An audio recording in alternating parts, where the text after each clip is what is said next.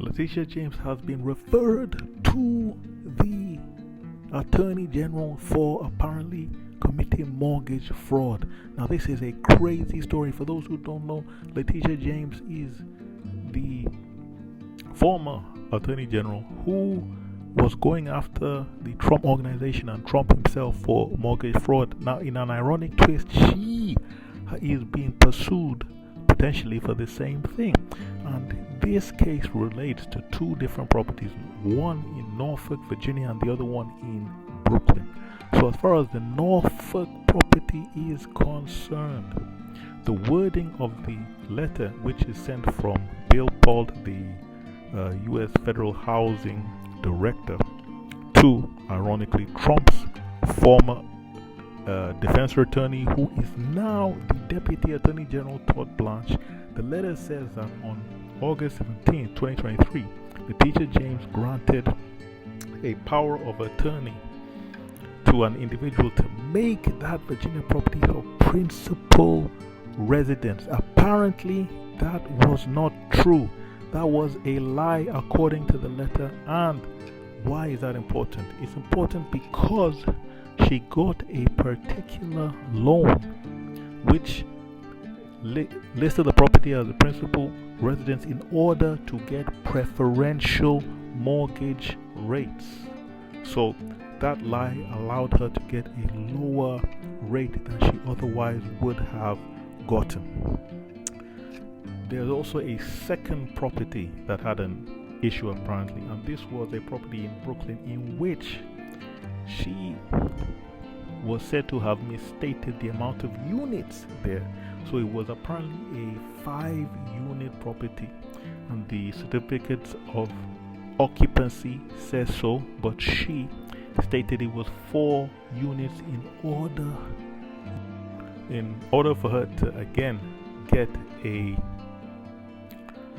preferential rate on a loan. So this is, especially if you give a false statement when you're buying property, that is actually considered mortgage fraud. And there are several different statutes which Bill Pulte, the director of U.S. Federal Housing, states that he suspects that she's violated. So there would be, for example, wire fraud, a type of fraud that can attract up to 30 years in prison; mail fraud, which can also attract 30 years and millions of dollars in fines for those two statutes alone. And there's also the potential for bank fraud and false statements to a financial institution. So obviously this is incredibly serious, but I think it shows a shift in lawfare, a shift in political gamesmanship, and the contentious positions which both